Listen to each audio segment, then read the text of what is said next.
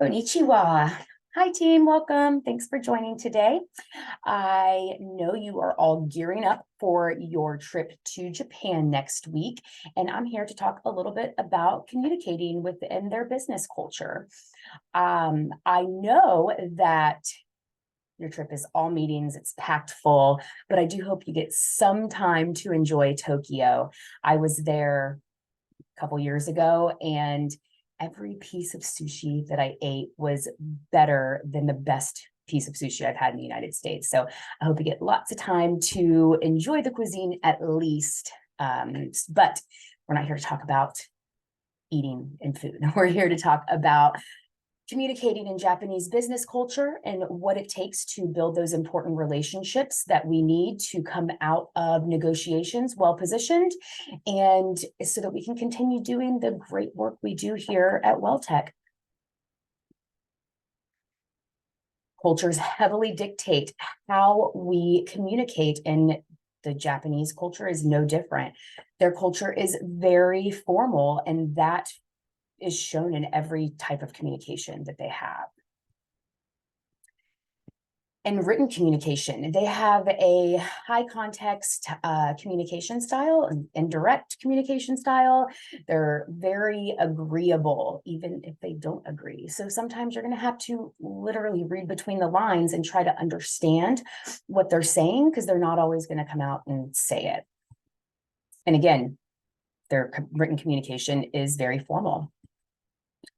That high level of formality and indirect style shows itself even in their spoken communication.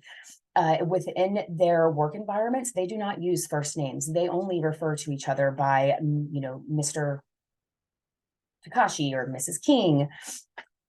Also, I guess one way that the Japanese may be a little more direct is in their communication with you about you. They may ask questions about your family, about your work history, questions that may seem intrusive from an American perspective, but this is just them trying to get to know you. They're very focused on doing business with trusted partners, and how are they supposed to trust somebody they don't know? So expect to have those types of conversations. When meetings are very formal. Again, the formality part continues, and they also greet each other differently. They greet with a bow. They don't greet with handshakes. So take some time to understand the bow. There is a particular way to do it. One of the most important parts of Japanese business culture is the exchange of business cards. This is done a very particular way, and it's going to be really important that you understand how to properly exchange business cards. I've included some info at the end, a very informative video that will help you to understand the proper way to do that.